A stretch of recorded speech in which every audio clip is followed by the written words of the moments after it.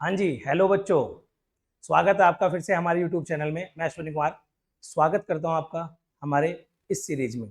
और आज मैं आपके लिए रिकॉर्ड कर रहा हूँ PPC class 11th micro economics chapter 1 का सबसे कंफ्यूजिंग और सबसे इम्पोर्टेंट टॉपिक पीपीसी, जो एग्जाम में आपको हाफ ईयरली में भी दिखता है, एनुअल में भी दिखता है। ये तो जी ऐसा है, एग्जाम में दिखता है। तो बहुत सिंपल रखने वाले हैं। सारा मैं आपको नोट डाउन करके दूंगा, सारा मैं आपको यही चीजें लिख लिख के समझाऊंगा। ठीक है जी, साथ में आपको ग्राफ भी प्रिपेयर करके बताऊंगा। ठीक, तो एक रैपिड फॉर्म में इसको हम जितना भी एग्जाम ओरिएंटेड कॉन्सेप्ट है उस तरह से हम इसको कवर करेंगे। ठीक है जी, चलिए जी। हाँ जी, अगर आपको कोई इशू आ रहे हैं चीजें समझने में, या आप जिस वे में भी चाहते हैं, मैं स्लाइड से ज्यादा कराऊं कि मैं राइटिंग में ज्यादा कराऊं, जो भी आपको लगती है कमियां है आप बताइए बेटे, क्योंकि आप लोगों की कमियां बताने से ही, आपके फीडबैक से ही हमारी जो टीचिंग स्टाइल है वो आपके अकॉर्डिंग हो पाएगी। एक जेन्युइन जो फीडबैक्स होते हैं, नेगेटिव तो नहीं कहूंगा बेटे, जो भी जेन्युइन फीडबैक्स हैं वो हमें जो आगे ग्रोथ पर्सपेक्टिव है वो सेट करने में मदद करते हैं। ठीक है जी, आइए अब मैं आपका स्टार्ट कर रहा हूँ पीपीसी।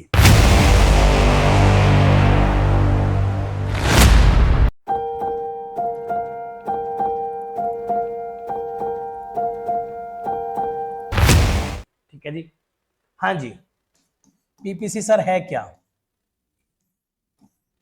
सर पीपीसी क्या है? इसे कहते हैं जी production possibility curve. Production possibility curve से पीपीएफ भी कहते हैं, प्रोडक्शन पॉसिबिलिटी फ्रंटियर। इसका दूसरा नाम पीपीएफ भी है जी, production possibility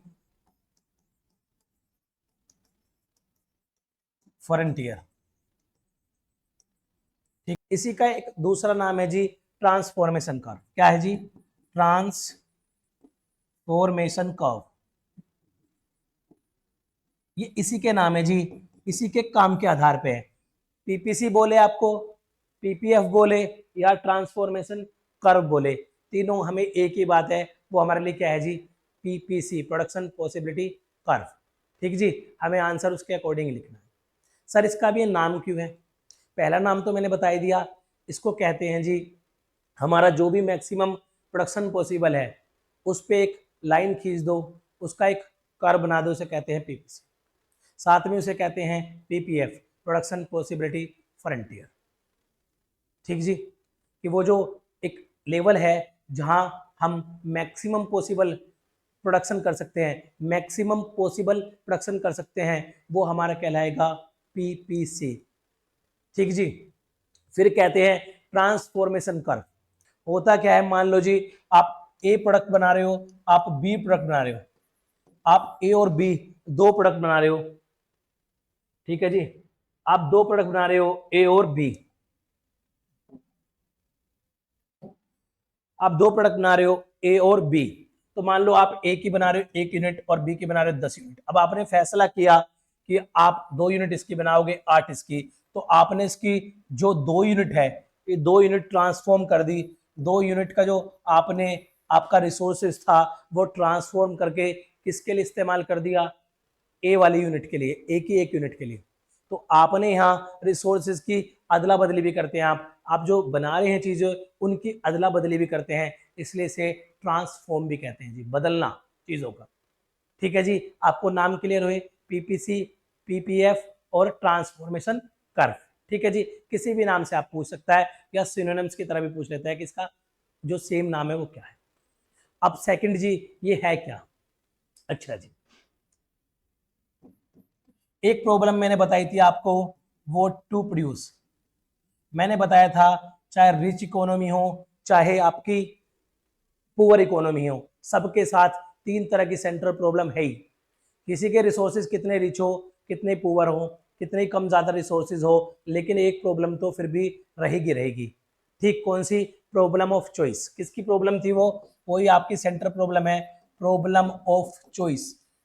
problem of choice तो रहेगी रहेगी। उसी प्रॉब्लम ऑफ चॉइस से फिर 3 प्रॉब्लम जन्मती है, what to produce, how to produce और फॉर होम टू प्रोड्यूस। तो जो व्हाट टू प्रोड्यूस थी, इसमें हमने बताया था इसका मतलब होता है सिलेक्शन ऑफ गुड्स। क्या है जी? Selection of goods. ठीक है जी, इसमें दो चीज होती है, सिलेक्शन और क्वांटिटी। हमने गुड्स भी सिलेक्ट करनी है और उसकी क्वांटिटी भी सिलेक्ट करनी है। ये आपके वोट टू प्रोड्यूस के बारे में थे। अब होता क्या है, हम सारी चीजें नहीं बना सकते, हम सारी चीजें नहीं बना सकते, हमने कुछ बनाने के लिए कुछ छोड़ना पड़ता है, क्योंकि हमारे रिसोर्सेज लिमिटेड है। अगर मान लो हमारे पास एक फील्ड है, हम उस पर वीट उगाना चाहते हैं या हम उस पर राइस उगाना चाहते हैं, अगर हम कोई से भी क्वांटिटी को, या तो हम दोनों उगा ले बराबर उसी पे, ठीक, या अगर हमने क्वांटिटी घटानी बढ़ानी है और हमारे पास वो एक फील्ड है, तो जी हमारा रिसोर्सेज लिमिटेड हो गया। अब दूसरे पे तो जाएंगे नहीं रिसोर्सेज पे काम करने, ठीक है जी। तो हमें क्या करना पड़ेगा, अगर हमने ये दोनों चीज उगानी है तो हमने क्या करना पड़ेगा, कुछ ना कुछ हिस्सा एक दूसरे का अगर बराबर रखते तो अलग बात है, लेकिन कोई सी भी चीज अगर बढ़ानी है तो एक कम करनी पड़ेगी। इसी जो आपकी टेक्निक पे है पीपीसी काम करता है। जैसे ही आपने एक घटानी और एक बढ़ाने की बात आ जाए, वहीं पीपीसी का रोल स्टार्ट हो जाता है। पीपीसी बताता है कि आप मैक्सिमम प्रोडक्शन क्या कर सकते हो, ठीक जी, और वो मानता है कि दो गुड्स हैं। पीपीसी बताता है आपका मैक्सिमम प्रोडक्शन, क्या बताता है जी, मैक्सिमम प्रोडक्शन, और मानता है जी टू गुड्स, उसकी कुछ अजम्पशन है, उसमें टू गुड्स हैं, मान लो एक्स वाई या मान लो ए और बी, ठीक है जी, उसमें टू गुड्स हैं। एक जो आपके रिसोर्सेज हैं वो फुल्ली यूटिलाइज है, क्या है, ये बताता है, ये मान के कि आपके जहां रिसोर्सेज फुल्ली यूटिलाइज है वहां आपका एक पीपीसी कर्व दिखा देगा। फिर कहते हैं जी आपकी जो टेक्नोलॉजी है वो कांस्टेंट है, वो कांस्टेंट है जी, मतलब उसमें कोई चेंज नहीं आएगा। आपके जो रिसोर्सेज है और टेक्नोलॉजी है जो आज के समय में अभी एट प्रेजेंट है, उसके हिसाब से आप क्या मैक्सिमम प्रोड्यूस कर सकते हो।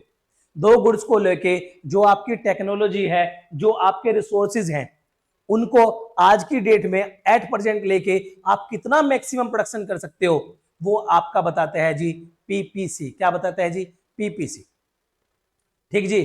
इसमें क्या है जी, टेक्नोलॉजी कांस्टेंट रहेगी, रिसोर्सेज फुल यूटिलाइज माने जाएंगे और रिसोर्सेज में भी कोई चेंज नहीं आएगा। जब आप वो कर्व बना रहे हो उस वक्त जो कर्व आपने दिखाया है वो फुल्ली यूटिलाइजेशन के हिसाब से है, किसके हिसाब से, फुल्ली यूटिलाइजेशन के हिसाब से।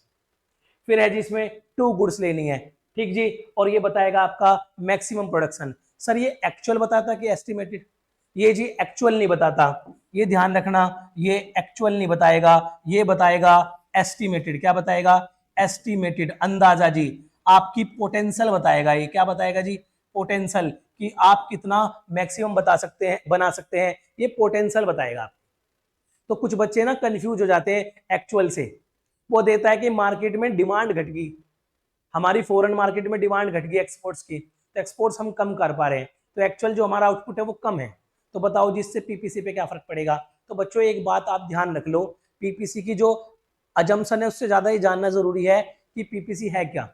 पीपीसी एक वो कर्व है, पीपीसी एक वो कर्व है जो बताता है आपको कि आपका जो मैक्सिमम दो गुड्स के साथ जो मैक्सिमम प्रोडक्शंस आपका कर सकते हो दो गुड्स के साथ गिवन रिसोर्सेज में और गिवन टेक्नोलॉजी में। जो आपके पास टेक्नोलॉजी अवेलेबल है, जो आपके पास रिसोर्सेज अवेलेबल है, उनसे आप जो मैक्सिमम प्रोडक्शन कर सकते हो, पोटेंशियली जो कर सकते हो, कर रहे हो नहीं, जो कर सकते हो, जो पोटेंशियल आपकी, जो असली ताकत है आपकी, वो ओन पीपीसी है। ये जितने भी पॉइंट है ये जो कहलाते हैं ओन पीपीसी। ये शेप कैसे बनती है, क्यों बनती है, वो मैं बता दूंगा, पर ये आपका थोड़ा सा मैं शेप दिखा रहा हूं, ऐसा आपका पीपीसी होता है। और जो पीपीसी कर्व पे पॉइंट है, मान लो ए बी सी डी, ये सारे पॉइंट बता रहे हैं कि आपके मैक्सिमम कॉम्बिनेशंस है, ये आपके मैक्सिमम पॉसिबल कॉम्बिनेशन है टू गुड्स के, जो आप गिवन रिसोर्सेज और गिवन टेक्नोलॉजी के साथ कर सकते हो। कर कहां रहे हो वो एक अलग बात है, लेकिन इतना कर सकते हो आपका मैक्सिमम है जी। अगर इससे ऊपर भी कहीं जाना है आपने, तो आपके या तो टेक्नोलॉजी अपग्रेडेशन हो, टेक्नोलॉजी में चेंज हो जाए, या आपके रिसोर्सेज अपग्रेड हो, रिसोर्सेज में चेंज हो जाए। यानी कि दोनों में पॉजिटिव इंक्रीज आना चाहिए जब आप जा सकते हो उससे ऊपर। आज की डेट में जितने आपके पास रिसोर्सेज है, जितनी टेक्नोलॉजी है, उसके हिसाब से ये आपका प्रोडक्शन पॉसिबिलिटी कर्व है। सर वो चेंज हो सकता है, हाँ जी, क्यों नहीं हो सकता। जैसे समय के साथ आपके रिसोर्सेज बढ़ते हैं तो आपका प्रोडक्शन पॉसिबिलिटी बढ़ती रहती है जी। अब कोई चीज के हम 5000 प्रोडक्ट्स बना रहे थे आपसे कुछ साल पहले, जरूरी थोड़ी ना आज से 10 साल बाद भी उसके 5000 प्रोडक्ट्स ही बनाएंगे। उस वक्त हो सकता है टेक्नोलॉजी इतनी हाई हो जाए, हम लाख प्रोडक्ट्स बना लें, इतने रिसोर्सेज रिफाइन हो जाए, स्किल सेट इतना ज्यादा बढ़ जाए। ठीक है जी। तो रिसोर्सेज बढ़ भी सकते हैं, रिसोर्सेज घट भी सकते हैं। ठीक जी। ये तो बता रहा है जो आपके रिसोर्सेज को हम कांस्टेंट मान के फिक्स करके जो कर्व बना रहे हैं वो तो ये है जी। अगर वो घटेगा तो वो नीचे भी आ सकता है, अगर बढ़ेगा तो ऊपर भी जा सकता है। ठीक है जी बेटे, ये आपको इसकी ये बात क्लियर हुई। ठीक। अब पीपीसी के दो फीचर्स, पीपीसी के जो फीचर्स हैं जी, पीपीसी का पहला फीचर है पीपीसी इज डाउनवर्ड स्लोपिंग। क्या है जी? डाउनवर्ड। ये जी डाउनवर्ड स्लोपिंग है। सेकंड है जी, मानते हैं इसको कॉनकेव टू ओरिजिन। जो मैंने वो शेप बनाई थी वो कॉनकेव ही है। क्या कारण है इसका? Due to MRT, due to MRT oblique MOC. Sir दो नए वर्ड जोड़ दिए, हाँ जी, इनके बारे में बताता हूँ। जो वाई और एक्स एक्सिस खींचा है, इनके बीच रिलेशनशिप कैसी है, वो स्लोप कैसा है, नेगेटिव या पॉजिटिव। अगर स्लोप निगेटिव है, स्लोप क्या है जी? निगेटिव। अगर स्लोप निगेटिव है तो आपका डाउनवर्ड होगा। क्या होगा जी? डाउनवर्ड्स। अगर पॉजिटिव है जी तो होता है अपवर्ड। पॉजिटिव में अपवर्ड होता है और निगेटिव में डाउनवर्ड होता है। इसमें होता क्या है जी, एक चीज बनाने के लिए एक चीज छोड़नी पड़ती है। अगर मुझे एक्स को गेन करना है तो वाई को मुझे सेक्रीफाइस करना पड़ेगा। क्या करना पड़ेगा जी? सेक्रीफाइस। एक चीज पाने के लिए एक चीज खोनी पड़ती है। ठीक है जी। अगर मैं लिखूं एस डिवाइड बाई जी, तो ये मैंने मान लो दो छोड़ी, मान लो मैंने दो सेक्रीफाइस की एक पाने के लिए, तो डिवाइड बाई, तो इसका स्लेप हो गया 2g। इनवर्स रिलेशन है वो आपकी आएगी डाउनवर्ड। क्या आएगी? डाउनवर्ड। ठीक है जी। ये आपका हो गया। अगर पॉजिटिव होता तो जी अपवर्ड जाती। ठीक है जी। पहला हमें समझ में आया डाउनवर्ड क्यों है, इनवर्स रिलेशनशिप है। सेकंड जी, शेप के बारे में बताओ।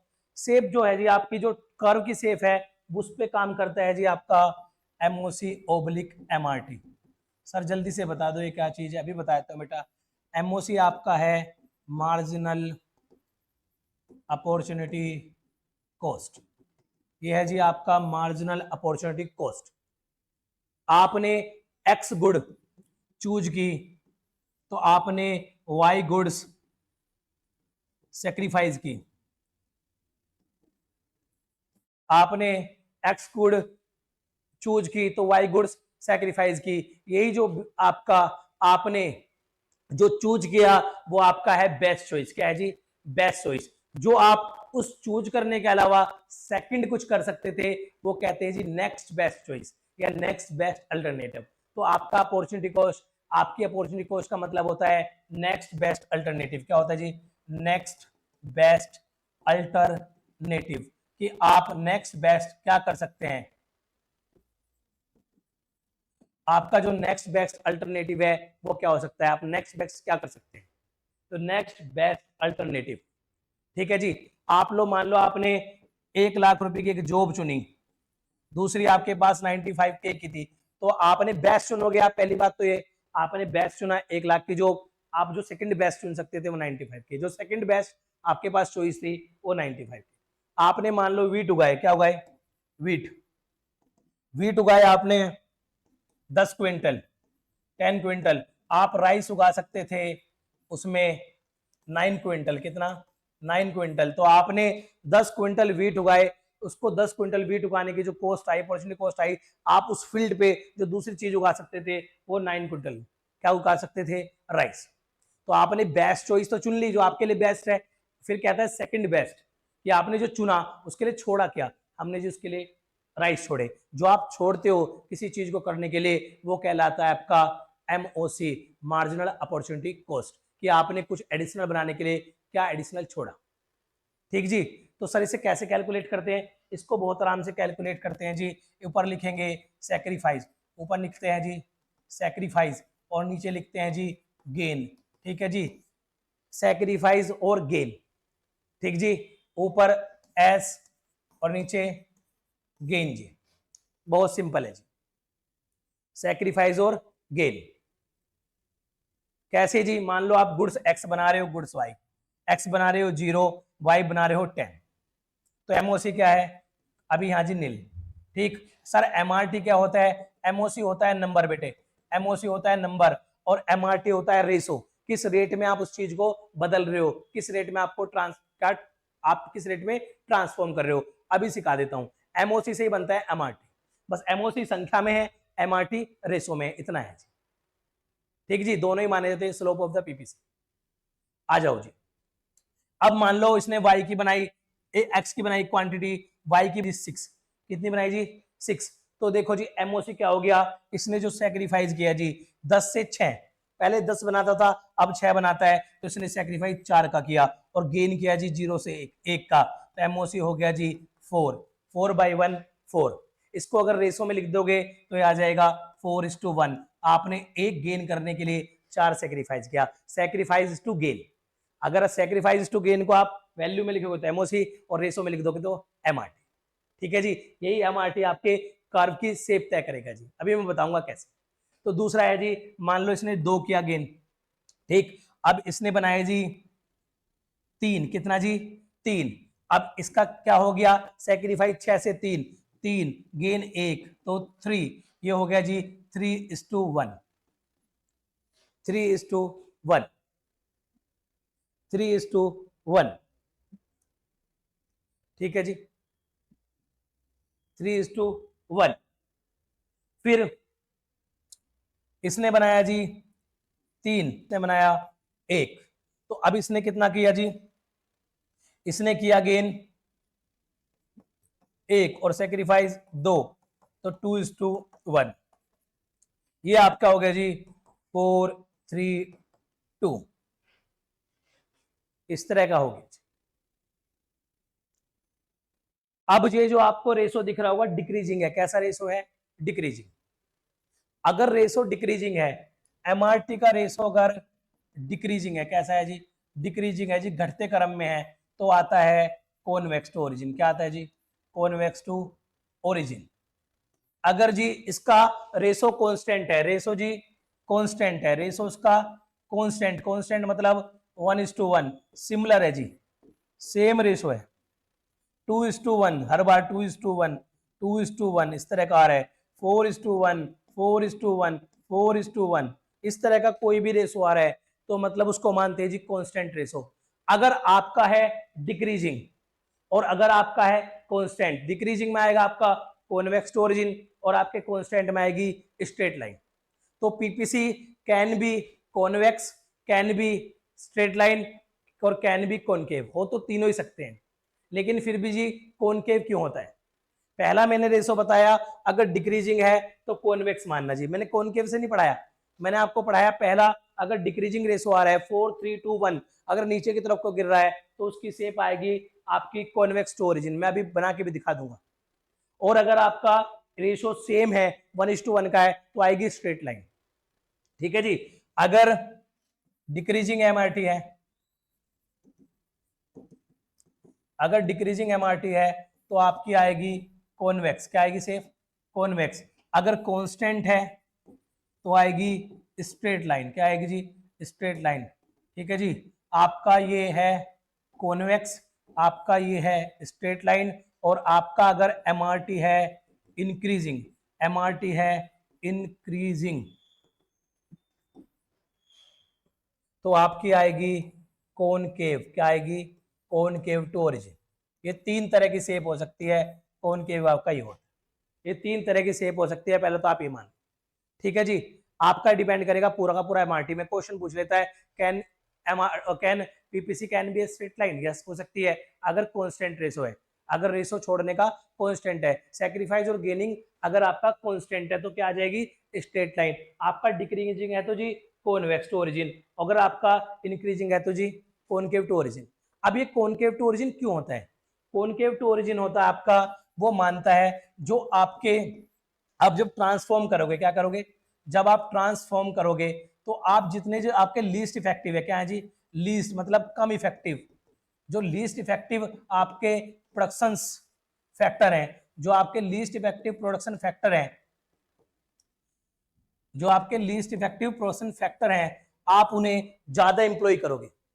आपके जो प्रोडक्शन फैक्टर्स हैं जो लीस्ट इफेक्टिव है, जो दूसरे को बनाने में उतना अच्छा काम नहीं कर रहे, उनको दूसरी जगह आप ट्रांसफॉर्म जल्दी करोगे। जैसे ही आप किसी एक चीज को बनाना चाहोगे और उसके लिए आप लीस्ट इफेक्टिव जो आपके फैक्टर ऑफ प्रोडक्शन है उन्हें लगाओगे, तो कहीं ना कहीं उसमें ज्यादा फैक्टर इन्वॉल्व करने पड़ेंगे, उनमें आपने ज्यादा चीजें लगानी पड़ेगी। तो यह ज्यादा चीजें जब लगानी पड़ेगी उनमें, तो उनमें गेन करने के लिए आपने ज्यादा चीजें एक तरह से छोड़नी पड़ेगी। तो इससे क्या हो जाता है, आपका एमओसी बढ़ जाता है। क्या बढ़ जाता है जी, एमओसी आपका इंक्रीज हो जाता है। क्या हो जाता है, इंक्रीज। और साथ में आपका क्या हो जाता है, एमआरटी इंक्रीज। एमआरटी इंक्रीज क्योंकि आप लीस्ट जो कम इफेक्टिव फैक्टर ऑफ प्रोडक्शन है वो आप ट्रांसफॉर्म के वक्त, किसके वक्त, ट्रांसफॉर्म के वक्त इंप्लॉय करते हो। क्या करते हो, इंप्लॉय। तो इससे आपकी क्या बढ़ जाती है, कॉस्ट। क्या बढ़ जाती है जी, कॉस्ट ऑफ ट्रांसफॉर्म। क्या बढ़ जाती है, कॉस्ट ऑफ ट्रांसफॉर्म। इसी वजह से आपका एमआरटी क्या हो जाता है, इंक्रीजिंग। क्या हो जाता है, इंक्रीजिंग। इसी बेसिस पे आपका एमआरटी इंक्रीजिंग होता है और सेफ हो जाती है कॉनकेव टू ओरिजिन। ठीक है जी, सर बना के दिखा दो जी, बता देते हैं। आपका जब एमआरटी डिक्रीजिंग हो, इंक्रीजिंग होगा, एमआरटी इंक्रीजिंग होगा, करते हैं जी। यहां लेते हैं एक्स, यहां लेते हैं वाई, यहाँ एमओसी, यहाँ एमआरटी, यहाँ एक्स की क्वांटिटी 0, ये 10, ये हो गया एमओसी 0 0, या नील कर दो जी। ठीक है, फिर इसके एक बनाओ, ठीक जी। इसके हो गए 8, कितने हो गए 8, ये हो गया जी। सेक्रीफाइस हुआ 2 डिवाइड बाई गेन हुआ 1, 10 से 8, 2 सेक्रीफाइस 1, 0 से 1 गेन, तो एमओसी 2 और 2:1 हो गया हमारा एमआरटी। हमने एक चीज को पाने के लिए दो चीज छड़ी, ये है जी सेक्रीफाइस टू गेन के रेशो में, सेक्रीफाइस टू गेन के रेशो में। आ जाओ जी, फिर हमने इसकी 2 बनाई, 5 रहेगी इसकी, तो इसने कितनी छोड़ी, 3, कितनी छोड़ी 3 डिवाइड बाई 1, 3, 3:1, 3:1। ठीक है जी। फिर इसने जी इसकी बनाई जी 3 क्वांटिटी, इसकी बनाई 3 क्वांटिटी, और इसकी एक बनाई, इसकी बनाई जी 1 क्वांटिटी, इसकी बनाई, इसकी 3 बना रहा है, इसकी 1 क्वांटिटी। अब इसने सेक्रीफाइस किया 4, गेन किया 1, तो आ गया एमओसी 4 और एमआरटी आ गया 4:1। अब की बार देख लो जी, इंक्रीजिंग रेट है। कैसा रेट है, इंक्रीजिंग। पहले 2, फिर 3, फिर 4, ये रेट आपका इंक्रीजिंग है। कैसा रेट है, इंक्रीजिंग। इसका पीपीसी बनाओ जी, बना लेते हैं। आपने वही करना है, इधर लेना है एक्स एक्सिस, इधर वाई एक्सिस, डाउनवर्ड स्लोप होगा क्योंकि इनवर्स रिलेशनशिप है, एक्स गेन कर रहे हैं तो वाई सेक्रीफाइस करते हैं। अब शेप कैसी होगी जी, शेप होगी इसमें कॉनकेव टू ओरिजिन, क्योंकि देख लो आप एमआरटी यही बता दोगे, 2, 3, 4 इंक्रीजिंग रेट पे एमआरटी है। हमने पढ़ लिया जी डिक्रीजिंग तो कॉन्वेक्स, इंक्रीजिंग तो कॉनकेव, और कांस्टेंट तो आपकी स्ट्रेट लाइन। ठीक जी, आ जाओ जी। इसमें पहला है जी, एक पहला कॉम्बिनेशन है, यहां लिखो 0 जी, 1, 2, 3, 4, इधर है जी 2, 4, 6, 8, 10। पहला है जी 0, 10, एक्स के 0, एक्स के 0 जी, और ये 10, कॉम्बिनेशन नंबर 1। दूसरा जी, दूसरा जो आपका है जी 8 और 1, एक्स का 1 और इसका 8, यहां आएगा जी इसके सामने जी। सेकंड जी, इसकी क्वांटिटी 2, इसकी 5, यहां 2 है जी, यहां कहीं चल के 5 आएगा। फिर जी इसकी एक क्वांटिटी वाई की 1 और इसकी 3, 3 के सामने 1 को यहीं को आएगा जी। इसका जो झुकाव है जी वो इधर को है जी। उसका देखो जी, ये बन गया आपका कॉनकेव। क्या बन गया जी, कॉनकेव। इसका जो मिला लेना बेटे ठीक से, ठीक है। आपकी ड्राइंग्स में मानता हूँ मेरे से बेहतर होगी, ठीक है जी। तो ये मिला लेना। इसका देखो इधर को झुकाव है, इसका ऐसे है जी, ये ऐसे है जी, ये होता है कॉनकेव। वो वैसे था जी, वो था जी कॉन्वेक्स। अब हमारा एक रह गया जी स्ट्रेट लाइन। क्या रह गया, स्ट्रेट लाइन। आ जाओ, सिंपल है जी स्ट्रेट लाइन तो बहुत, यहाँ एक्स, यहाँ वाई, यहाँ एमओसी, यहाँ MRT, same same similar amount छोड़ो जी। यहाँ मान लो 0, यहाँ 10, यहाँ नील।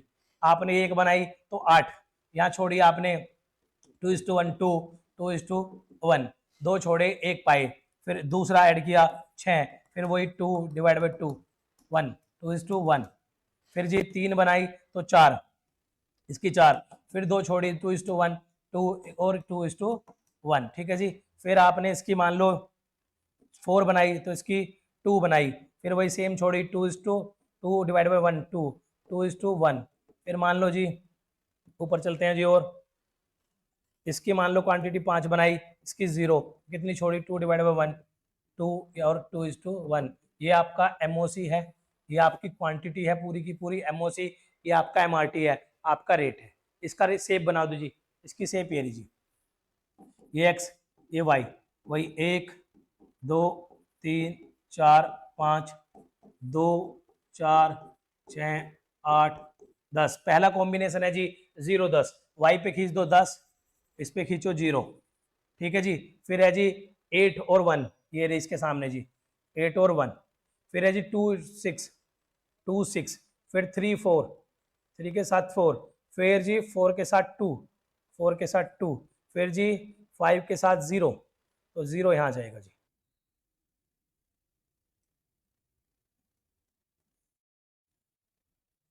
ये ऐसे मिल जाएगी जी, ये आपकी हो जाएगी स्ट्रेट लाइन।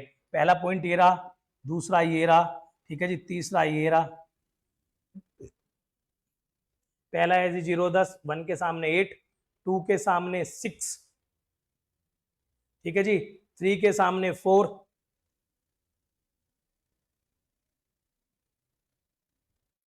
फिर आपकी ये जी 4 के सामने 2, ये लीजिए, ये बन गया आपकी, ठीक है जी। ये ऐसे आपने मिला देंगे तो देखो जी स्ट्रेट लाइन, कैसी लाइन आ गई, स्ट्रेट। तीनों बात हमारी प्रूव होगी। अगर एमआरटी कांस्टेंट है, नो चेंज, लगातार सेम है। अब जी एक आपका ये ग्राफ होता है, ये ऐसे बने होते हैं, ये मान लो A B C D E, एक होता है मान लो जी, एक होता है मान लो एफ। तो पूछता है जी ये जो ए से ई तक है, ए टू ई क्या शो करते हैं, ये ए टू ई शो कर रहे हैं फुल्ली यूटिलाइजेशन। क्या शो कर रहे हैं, फुल्ली यूटिलाइजेशन, यानी कि आपके जो रिसोर्सेज है वो वेल एम्प्लॉयड है, फुल्ली यूटिलाइजेशन है, ये आपका मैक्सिमम है। कैसा है जी, मैक्सिमम, इसे कहते हैं हम पीपीसी। ये आपके सारे पॉइंट ऑन पीपीसी है, सारे पॉइंट क्या है, ऑन पीपीसी। आप मतलब अपनी फुल पोटेंशियल पे जब काम करोगे गिवन रिसोर्स टेक्नोलॉजी पे, तो आप यहां पहुंचोगे। ये आपका है जी अंडर यूटिलाइज, जब आपके जो फैक्टर ऑफ प्रोडक्शन है, आपके जो एम्प्लॉय है, आपके जो काम बाकी प्रोडक्शन फैक्टर कर रहे हैं, वो जब अंडर एम्प्लॉयड है, जब कम काम करवा रहे हैं आप उनसे, जब उन्हें पूरी तरह यूज नहीं कर रहे, तो वो आपका इनसाइड पीपीसी होगा। क्या होगा, इनसाइड पीपीसी, इसे कहते हैं अंडर यूटिलाइज। ये है जी आपका अंडर यूटिलाइजेशन, ठीक है जी। आप इसे कम यूटिलाइज कर रहे हो अपने रिसोर्सेज को। ये है जी आपका अनअटेनेबल पॉइंट, अनअटेनेबल, जो अटेन नहीं हो सकता इस गिवन रिसोर्सेज और गिवन टेक्नोलॉजी के साथ, ये अनअटेनेबल है, ये अटेन नहीं हो सकता। ये सारे अटेनेबल पॉइंट है, जो ऑन पीपीसी है और इनसाइड पीपीसी है, ये सब आप सारे आपके अटेनेबल है, आप इनको अटेन कर सकते हो, आप इन पर जा सकते हो गिवन रिसोर्सेज और टेक्नोलॉजी के साथ, लेकिन इसमें नहीं जा सकते। इसके लिए आपको रिसोर्सेज बढ़ाने पड़ेंगे, टेक्नोलॉजी बढ़ानी पड़ेगी, तब आप यहाँ जा पाओगे कभी। ये वो है जो नया पीपीसी क्रिएट करके देगा आपको, किसके आधार पे, जब आपके प्रोडक्शन फैक्टर में कोई रिसोर्सेज में चेंज आएगा पॉजिटिव, या आपकी टेक्नोलॉजी अपग्रेड होगी, ठीक है जी। तो ये आपको पूछ लेता है और पूछता है कि इकोनॉमी, जो आपसे बहुत फेमस क्वेश्चन पूछता है, always economy always operate on PPC, no जी नो, कह रहे हैं हमेशा वो इस वाले पॉइंट पे करेगी। ये तो आपकी पोटेंशियल है, ये तो आपकी क्षमता है, फुल्ली क्षमता। अगर आप उस फुल्ली क्षमता को आप 8 घंटे पढ़ सकते हो, आप ज्यादा मार्क्स ला सकते हो, लेकिन आप पढ़ते कम हो, नहीं ला रहे, तो आप अंडर यूटिलाइज हो, आप कम पढ़ रहे हो, अपनी ताकत का कम इस्तेमाल कर रहे हो। तो आप जब भी अंडर यूटिलाइज हो, वो आप इनसाइड पीपीसी कहलाओगे। जब आप फुल्ली यूटिलाइज हो, आप बिल्कुल 100% यूटिलाइज कर रहे हो, प्रॉपर वे में यूटिलाइज कर रहे हो चीजों को, तो आपका ये आएगा ऑन पीपीसी। तो आपकी इकोनॉमी हमेशा ये नहीं है कि पीपीसी पे होगी। तो ये मैंने बोल दिया economy always operate on PPC, no, या तो आप करोगे इनसाइड या आप करोगे ऑन पीपीसी, आपकी दोनों बात हो सकती है। जब आप फुल्ली यूटिलाइज हो तो आप जाओगे ऑन पीपीसी फुल्ली पे, और जब अंडर यूटिलाइज हो तो आप कहलाओगे किस पे, इनसाइड पीपीसी, ठीक जी। आपका यहाँ भी एक हो सकता है, जो एक्चुअल आपका पीपीसी हो सकता है वो यहाँ हो सकता है। ये आपका जो पीपीसी है ये पोटेंशियल है, जो आपका बताता है कि आप कहां तक जा सकते हैं। ये आप जहां है कहाँ तक जा सकते हैं, यहाँ आप नहीं जा सकते जब तक रिसोर्सेज टेक्नोलॉजी चेंज ना हो, इसलिए इसको अनअटेनेबल बोलेगा। और ये सारे पॉइंट ये फुल यूटिलाइजेशन वाले और जो अंदर भी है अटेनेबल बोलेगा, इसको अटेन कर सकते। ठीक है जी, ये आपका नेक्स्ट क्वेश्चन भी हो गया। फिर पूछता है जी शिफ्टिंग। शिफ्टिंग है जी, फिर एक है शिफ्टिंग, एक है जी रोटेशन। एक है शिफ्टिंग, एक है रोटेशन। रोटेशन मतलब change only one goods either X और वाई। इसमें चेंज होगा ओनली वन गुड्स की टेक्नोलॉजी में, या होगा जी resources other, growth of resources. जब किसी केवल रोटेशन फोन में आता ना ऐसा निशान बन जाएगा, ठीक है जी। जब आपका किसी सिंगल गुड्स में चेंज हो रहा है तो वहां पीपीसी चेंज शिफ्ट नहीं होता, रोटेट होता है। क्या होता है? रोटेट। सिंगल गुड्स वाला कॉन्सेप्ट रोटेट है, और जब आपका बोथ में हो रहा है, बोथ गुड्स चेंज हो रही है, उसमें बोथ गुड्स की टेक्नोलॉजी चेंज हो रही है, रिसोर्सेज चेंज हो रहे हैं, ठीक है जी, तो आपका कहलाएगा वो बोथ गुड्स के जो टेक्नोलॉजी और रिसोर्सेज चेंज हो रहे हैं वो आपका कहलाएगा शिफ्टिंग। क्या कहलाएगा? शिफ्टिंग। शिफ्टिंग ऐसे होता है जी, अगर मान लो आपका ओरिजिनल यहाँ है और अगर इंक्रीज हुआ तो नया वाला यहाँ होगा, ये शिफ्टिंग है जी। अगर आपका मान लो ओरिजिनल यहाँ है और आपका चेंज हुआ तो पुराने वाला अंदर आएगा, ये शिफ्टिंग है। देखो यहाँ y है और यहाँ x है, x और y दोनों की तरफ मुंह खुले हुए हैं। जब x और y दोनों की तरफ मुंह खुले हुए हो, x और y दोनों की तरफ मुंह खुले हो तो कहते हैं इसे शिफ्टिंग। क्या कहते हैं? शिफ्टिंग। ठीक। रोटेशन ऐसे बनता है जी, ये मान लो आपका ओरिजिनल है x और y, रोटेशन मान लो अगर ओनली y में चेंज हुआ, सॉरी ओनली x में चेंज हुआ, मान लो अगर ओनली x में चेंज हुआ तो x की तरफ मुंह खुलेगा, इसे कहते हैं रोटेशन। देखो कैसा बन गया निशान, जैसे फोन में होता है, एक तरफ बंद रखोगे एक तरफ खोल दोगे। अगर ऐसा कोई ग्राफ दिया है तो आप पहचान लेना ये आपका रोटेशन का केस है, उसमें चेंज ओनली x में हुआ है, चेंज ओनली x में हुआ है। ठीक जी। अगर ये ऐसे बना है, ये ओरिजिनल है जी, यहाँ y यहाँ x, और अगर इसका इधर मुंह बंद है और इधर खुला है, y की तरफ खुला है x की तरफ बंद है, x की तरफ बंद है y की तरफ, तो change only y, change only y में हुआ है, चेंज ओनली y में। इसमें हुआ था ओनली x में, ओनली x में। तो ये जिस तरफ मुंह खुला है, अगर दोनों तरफ खुला है तो ये रोटेशन शिफ्टिंग है, दोनों में चेंज हुआ है, पूरा पीपीसी शिफ्ट हुआ है।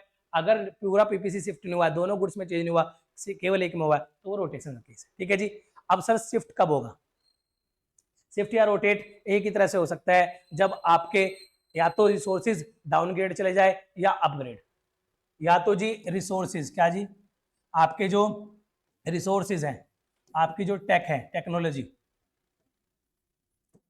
आपके जो रिसोर्सेज है अगर वो अपवर्ड हो जाए, बढ़ जाए, अपग्रेड हो जाए जी, क्या हो जाए? अपग्रेड हो जाए।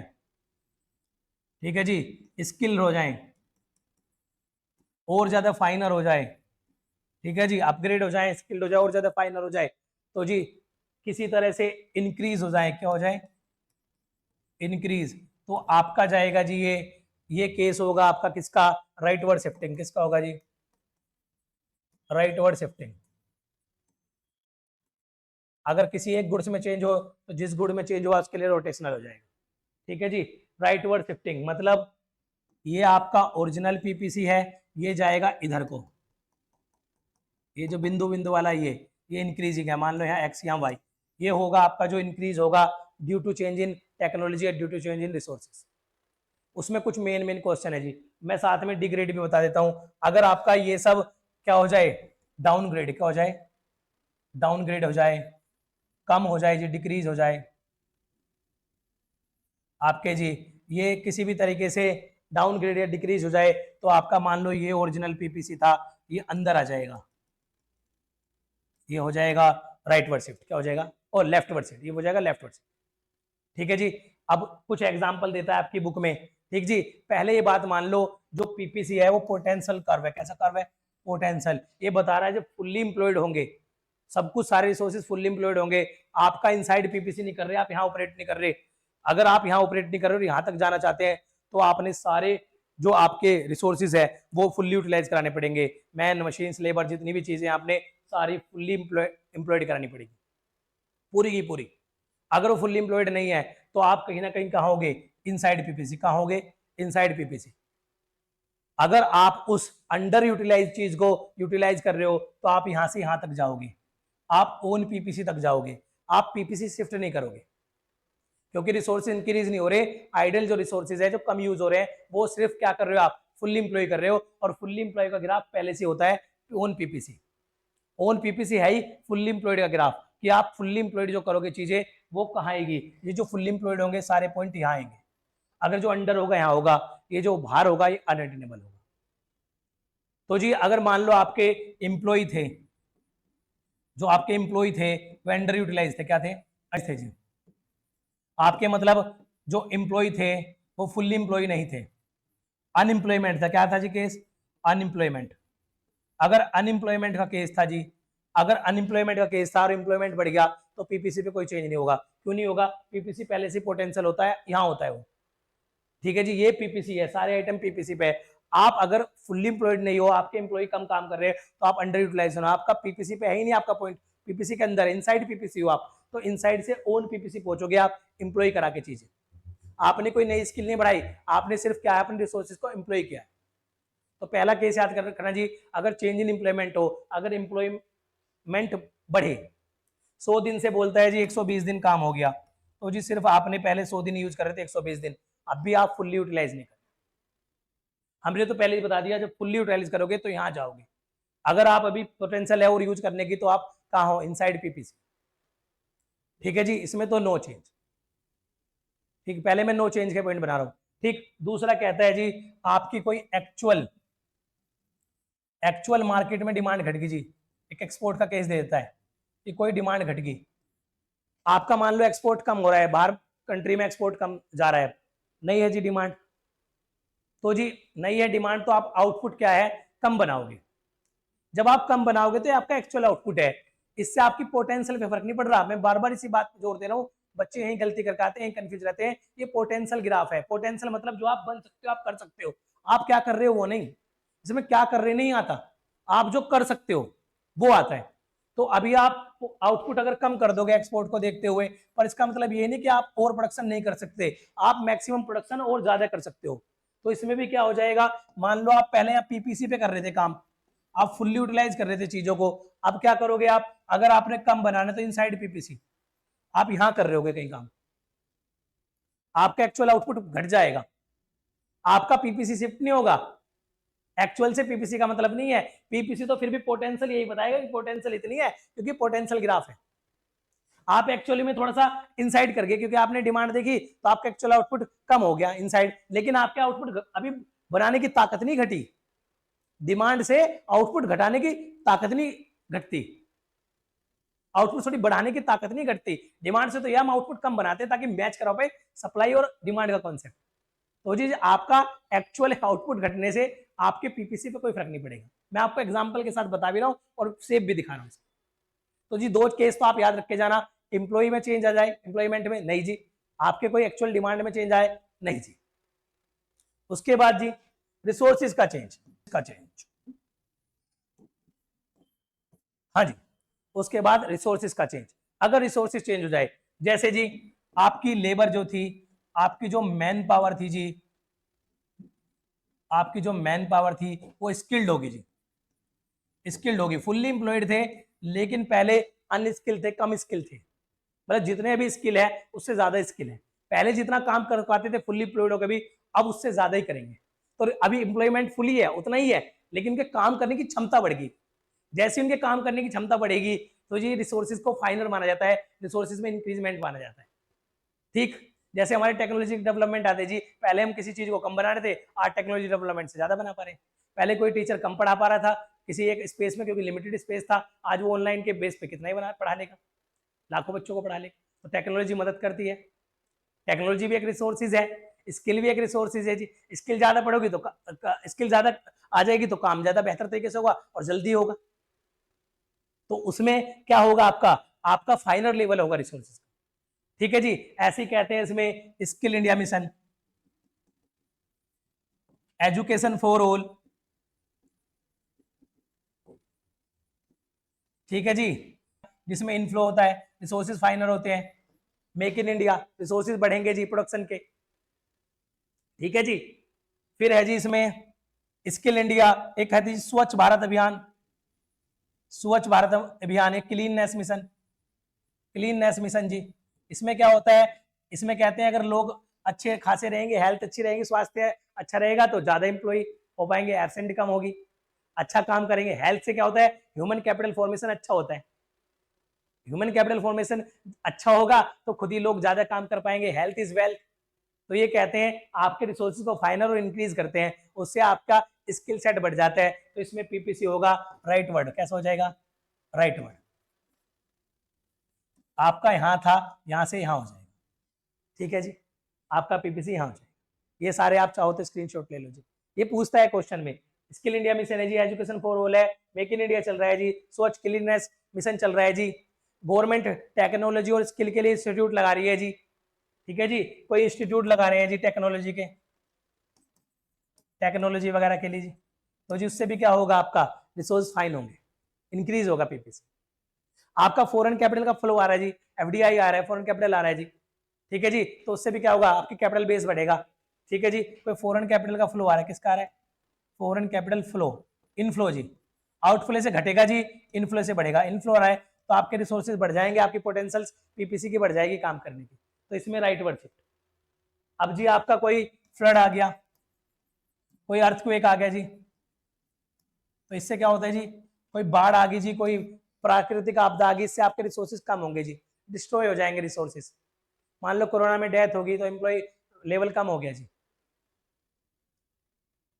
आपके इसके पोटेंशियल पे फर्क पड़ेगा एक्चुअल के साथ साथ, क्योंकि आपके आगे के लिए भी दिक्कत हो जाएगी, कम होगी, ठीक है जी। इकोनॉमी में कोई ऐसी ट्रेजेडी हो जाए तो उससे क्या हो जाता है, आपके डिग्रेडेशन होगी जी, टेक्नोलॉजी डिग्रेड होगी या अब्सोल्यूट होगी जी, खत्म होगी, ठीक है, आउटडेटेड होगी जी, अब वो उतने काम नहीं कर रही। तो इससे भी क्या होगा, आपकी डाउनग्रेड जाने से, डिग्रेड जाने से, फ्लोड आने से, इस तरह की चीजों से क्या होता है, आपके इन्वायरमेंटल कोई डिग्रेडेशन हो गया जी, तो उन सब चीजों से भी आपके रिसोर्सेज क्या होते हैं, निगेटिव इंपैक्ट। रिसोर्सेज पे क्या आता है, निगेटिव इंपैक्ट, वो होते हैं डिक्रीज, क्या होते हैं जी, डिक्रीज।